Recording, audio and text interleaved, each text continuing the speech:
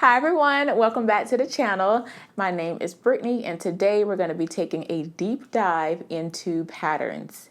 This video is long overdue considering how much I sew with patterns. I cannot believe I don't have a video that's actually talking about patterns, how to read patterns, understand them, and what all the terms mean. So in this video, I'm going to be breaking that all down.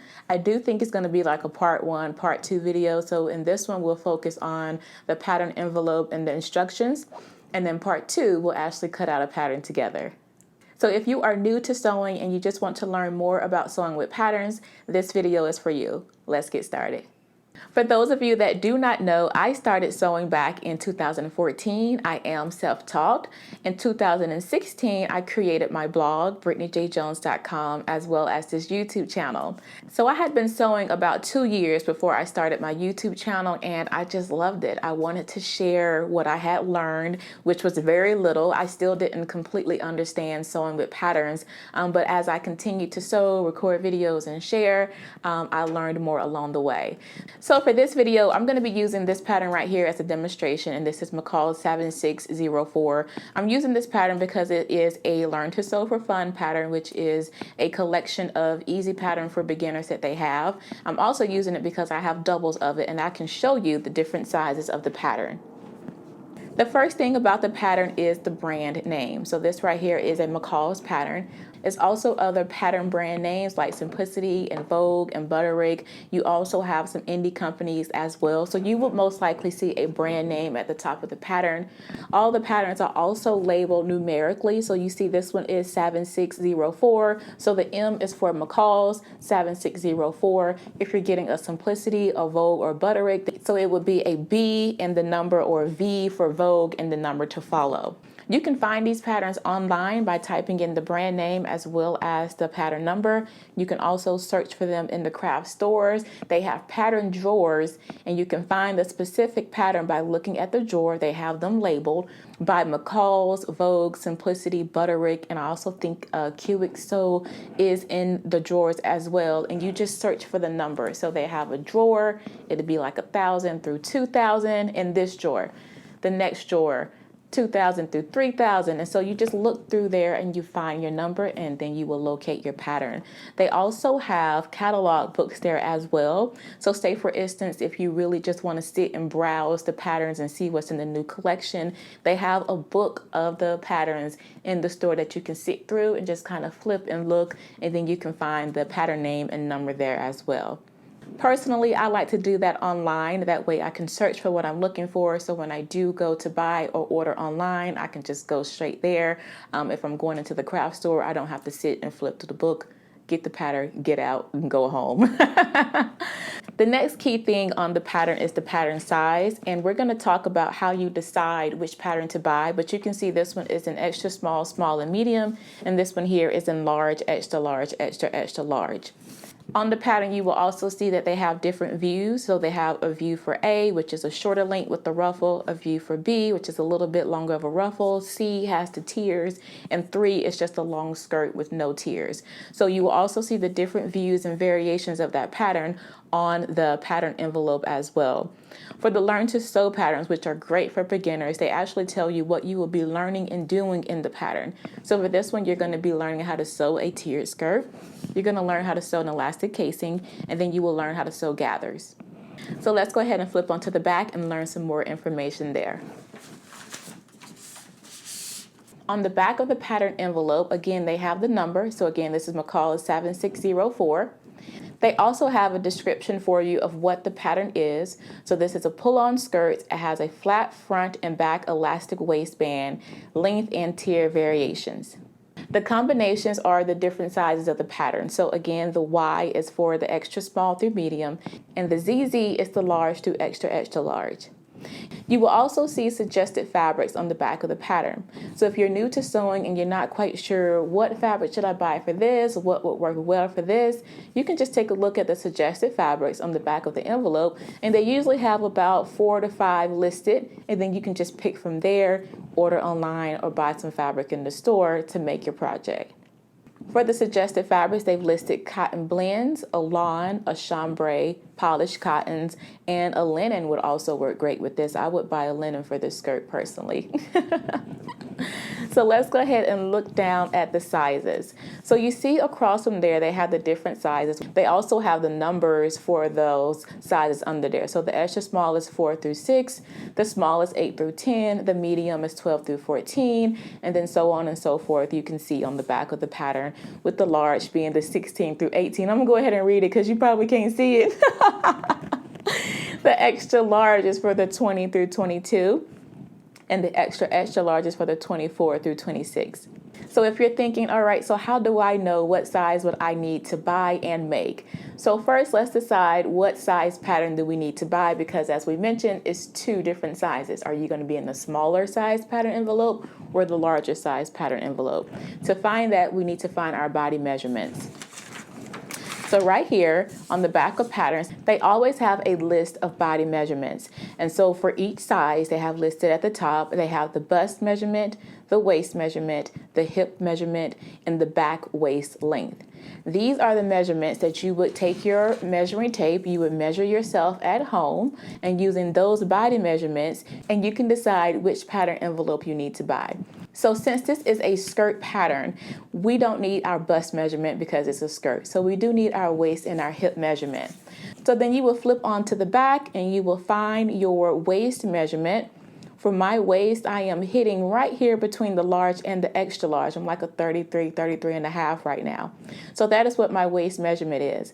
I'm not really concerned with the hip with this pattern because it has all that fullness in it, but it's still a measurement that I will take just in case I need to take a double look and make sure that my hip measurement will be comfortable in it. But just for beginners info, take all the measurements, bust, waist, and hips, and then measure it up against the body measurements on the pattern to decide which size envelope you need. Do you need the smaller envelope or do you need the larger envelope? I'm going to put a pin in that because I'm going to come back around when I go down a little further on the pattern. But again, body measurements are the measurements that you take from your body. Next, let's talk about these views and what all these numbers mean. So for view A, which is right here, they also give you an additional line drawing of the garment that's for this pattern. So these right here are the line drawings, A, B, C, and D. So for view A, it's the shorter length, and you see 45 inches, 60 inches.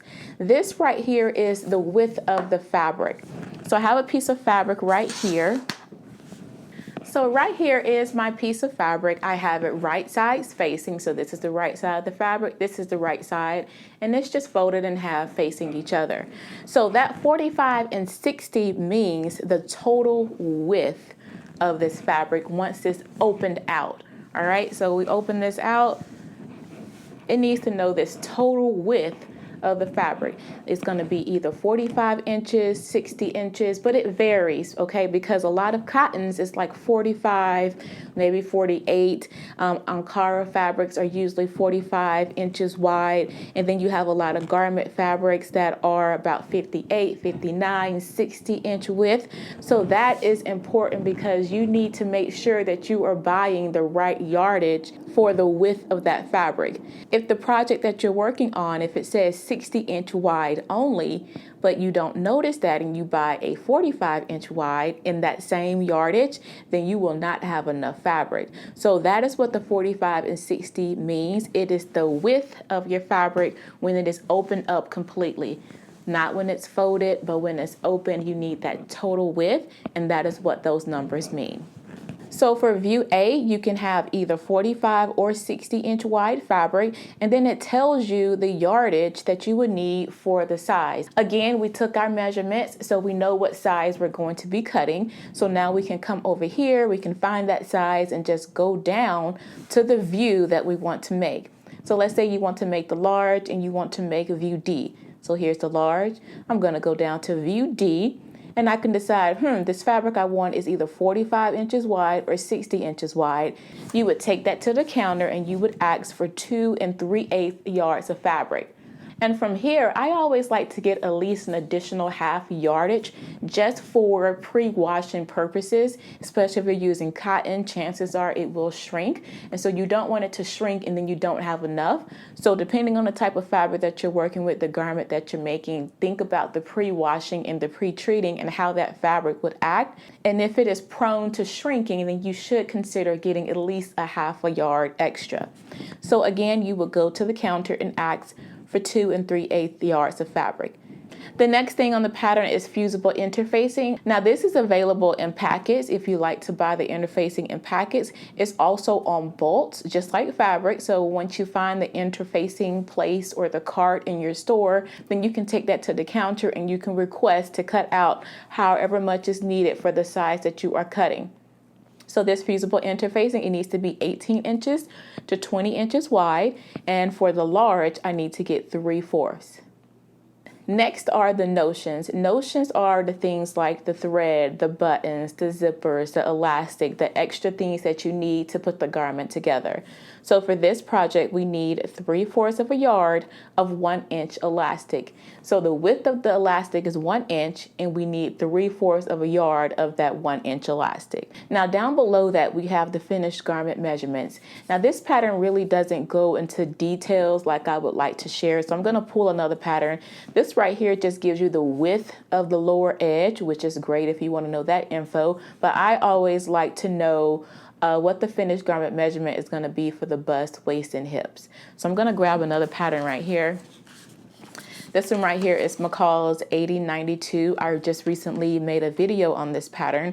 And you can see here, this is in the small, medium, large, and extra large. This pattern has all the sizes in it. So it's not two patterns like this one right here is. All the sizes are right here in this one. This pattern, you can see it also has the body measurements across the top, the same as this one that we went over. It tells you the pattern name as well as the number. The patterns also tell you the pieces that are in the pattern. So this one has 8 pieces in it, and it also tells you the level. So this one right here is very easy. You have the pattern line drawings right here on the side. So this is A, B, C, and D is the tie. And then it also has the suggested fabrics. It has the notions, and it has the sizes right here. This is where I really want to focus on because I know a lot of people take those measurements and you just run with them. But it is really, really important that you take a look at the bottom of the pattern and you look at the finished garment measurements. These measurements include your design ease as well as your wearing ease of the garment. So whether it is a nice tight fitting garment or whether it's loose, whether it has pleats, whether it needs zippers, all of that extra ease to get the design. If you have something flared out, whatever design it is, it has that ease added into the garment to create that design. It also has the wearing ease. So the ease that we need to move comfortably in our garments, that's added into that too. So it's so important that you take a peek at the finished garment measurements before you just decide, all right, body measurements, I need the large, let me cut the large. That can get you in trouble. Ask me how I know, okay? Listen. It has taken me a while to actually figure that out. So let's just say that my bust is a 40. So up here at the bust, if I go over, and again, this is body measurements. I've taken this with my measuring tape at home. My bust says that I'm a 40. So let me go over 38 through 40. Perfect. I need a large. So I come down, I see the large, I decide on which view that I want to bake, and then I come on down to the finished garment measurement. This is where things get tricky, especially in a dress like this that is so loose. Now look at the style lines of this dress and you see that it's oversized, it's very loose. So that's also something to take into consideration.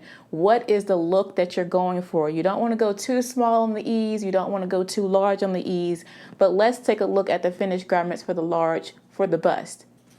The large for the bust is 56 1/4. Now my bust is 40. So that is an extra 16 inches. And that is again for the design ease and the wearing ease of the garment. You may not want that much ease in your garment. I don't want that much ease in the garment. And for this pattern, I actually went down to the medium, which is still 52. So I have 12 inches of extra ease. But then when you look at the garment, you see that it's oversized. And when you belt it, it's still cute, which is what I did. I could have actually went down to the small, but I've never cut a small in pattern. So I don't care what garment I'm making. The lowest I will go is a medium. So that is what I did, and that's what worked for me. So it's absolutely important that you not just look at the body measurements, but you also look at the finished garment measurements. That will tell you what the garment will measure once you have sewn it up. You also have the finished garment measurement for the hips and for the width as well. And the other information on the pattern is for different languages. I believe that is Spanish. So they have instructions there as well for Spanish and English. So that is the information on the pattern envelope that is absolutely important. So let's review. So we went over the pattern names. Again, they have McCalls, Simplicity. The big four patterns is what we call them. McCalls, Simplicity, Vogue, and Butterick. And they will have their name across the top of the pattern. And when you go to search or purchase the pattern, you will look for it followed by the number of it, because they have them in a drawer in numeric order by the brand name. So it'd be M, the number, or S, the number, or V for Vogue, the number.